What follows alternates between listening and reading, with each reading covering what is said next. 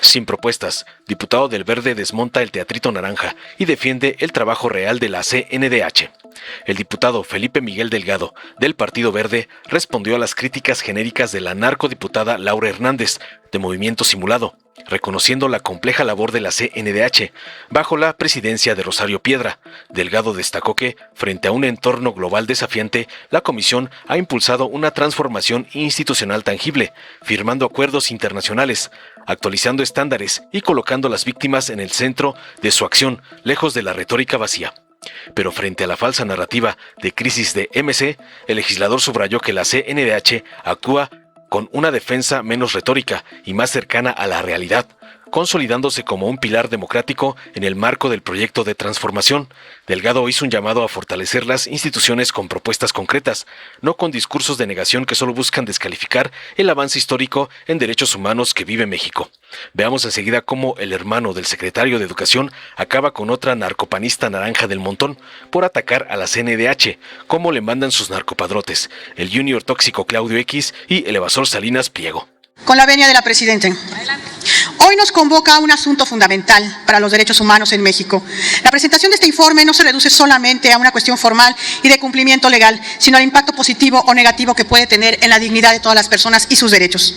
Es por eso que esta intervención voy a referirme en dos temas centrales. El primero, la preocupante crisis de derechos humanos por la que atraviesa nuestro país, y en segundo, el seguimiento y análisis de las recomendaciones de la CNDH.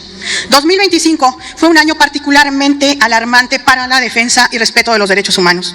La CNDH, el 11 de enero de 2025, se pronunció a favor de la prisión preventiva, oficiosa, y a la reforma constitucional que hace que ésta se extienda a otros delitos, pese a que la ONU y la OEA recomendaron que esta medida se omitiera o se eliminara porque violenta directamente la presunción de inocencia. Por otro lado, la crisis de desaparición forzada de personas llegó a tal punto que en abril el Comité de Organizaciones de Naciones Unidas contra la Desaparición Forzosa, en el marco de su 28 periodo de sesiones, decidió activar para México el procedimiento del artículo 34 de la Convención Rectora, porque a su juicio existen indicios fundados de que la desaparición forzosa en México es una práctica generalizada y sistemática, situación que puede derivar en que este asunto sea sometido a la atención y deliberación de la Asamblea General de Naciones Unidas por conducto de su secretario general.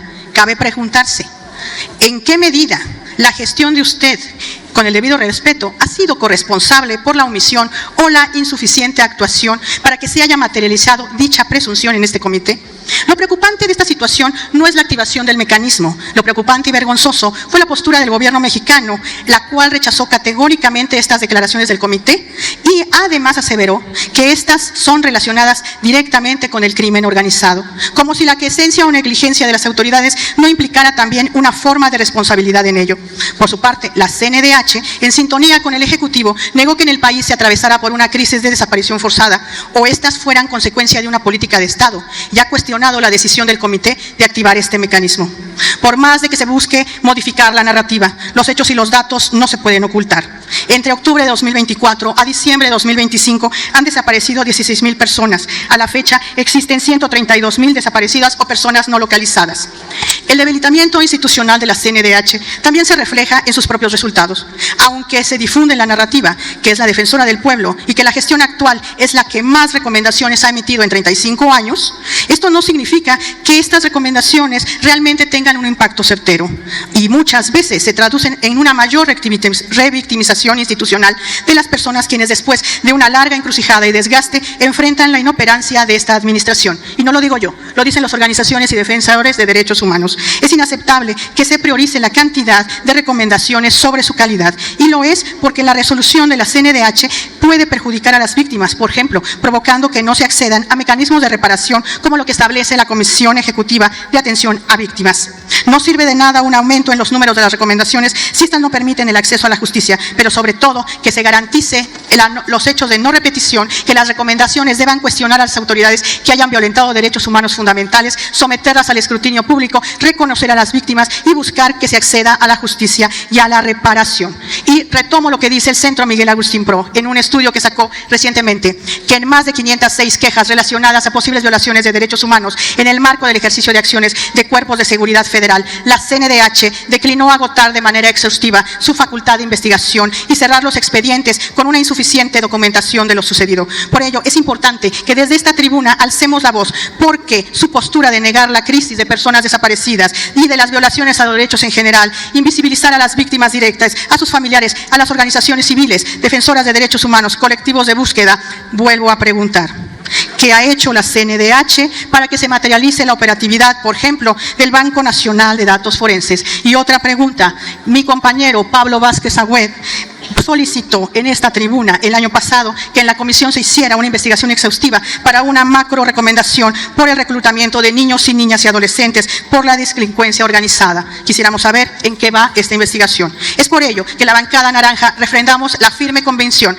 de garantizar los derechos y la dignidad de todas las personas. Conminamos a la CNDH para que asuma su mandato y no se niegue a ver la realidad, que voltee a ver a las víctimas directas e indirectas, que tenga apertura al diálogo, que retome las recomendaciones de organismos internacionales y que fundamentalmente coadyuve con ellas y con los defensores y defensoras que tienen una trayectoria probada en el ejercicio pleno de su verdadera autonomía. Es cuanto. Con la venia de la presidenta, saludo cordialmente a la presidenta de la Comisión Nacional de los Derechos Humanos, Rosario Piedra Ibarra. Bienvenida, presidenta, a esta, la Casa del Pueblo. Saludo también diputadas, diputados, senadoras, senadores, integrantes de esta Comisión Permanente, Pueblo de México.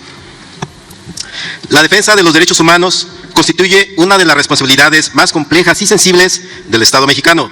No se trata únicamente de un mandato jurídico, sino de una tarea que exige convicción, constancia y sobre todo un compromiso permanente con las víctimas.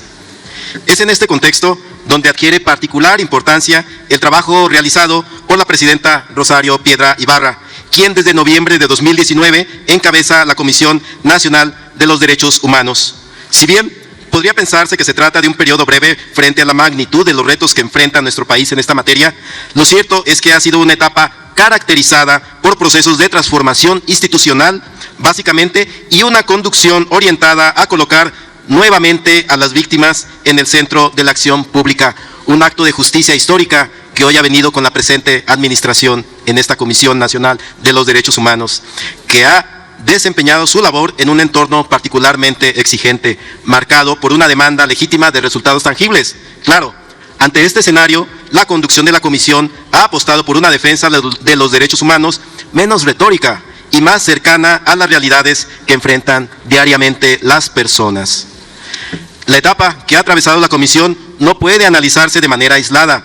A nivel global, los estados y sus instituciones han sido puestos a prueba por conflictos armados, crisis migratorias, emergencias sanitarias, y México no ha sido ajeno a esta realidad. Estas condiciones han alimentado una percepción social comprensible, la idea de que los derechos humanos no se viven plenamente. Lejos de negar su valor, esta percepción expresa una exigencia legítima de resultados y de instituciones más eficaces. Es precisamente en este escenario donde la labor de los organismos de derechos humanos adquiere una relevancia aún mayor. A pesar de las dificultades, durante estos años se han logrado avances que merecen puntualmente ser reconocidos. México ha participado activamente en mecanismos internacionales de evaluación, como el examen periódico universal del Consejo de Derechos Humanos de las Naciones Unidas, contribuyendo a un diálogo internacional riguroso sobre su desempeño y compromisos en esta materia. México se actualiza con las instituciones básicas internacionales. Asimismo, en febrero de 2025, la Comisión firmó un acuerdo con el Comité Nacional para la Prevención de la Tortura de Argentina para reforzar la prevención de esta práctica horrorosa y otros tratos crueles. También se han dado pasos importantes en el reconocimiento de derechos específicos, como reformas orientadas a consolidar mayores estándares de libertad de expresión y acceso a la información, así como modificaciones al marco jurídico para fortalecer la dignidad, el acceso a la justicia y la participación plena de las personas con discapacidad. No obstante, es inevitable reconocer la realidad que atravesamos. Vivimos en una época marcada por una creciente sensación de deshumanización, donde la violencia, la incertidumbre y el miedo se han normalizado. Frente a este escenario, no podemos permitir que la resignación sustituya a la responsabilidad del Estado. Las instituciones encargadas de procurar y defender los derechos humanos deben concebirse como pilares fundamentales del sistema democrático, de su solidez, depende que la ciudadanía recupere la confianza y que las víctimas no queden en el abandono como históricamente se había dado antes de que llegara el proyecto de la transformación. Desde la bancada del Partido Verde reconocemos el trabajo y la visión humanista realizado por la Comisión Nacional de los Derechos Humanos y asumimos con responsabilidad nuestro papel en el fortalecimiento de las instituciones, nuestro papel legislativo centrado en el bienestar de las y los mexicanos, la dignidad humana y la justicia social. De igual forma, reiteramos nuestro compromiso de seguir promoviendo propuestas que consoliden una sociedad más justa, incluyente y respetuosa de nuestros derechos humanos. Es cuanto, Presidenta. Dale en me gusta, suscríbete, activa la campanita y compártelo para que más gente lo vea.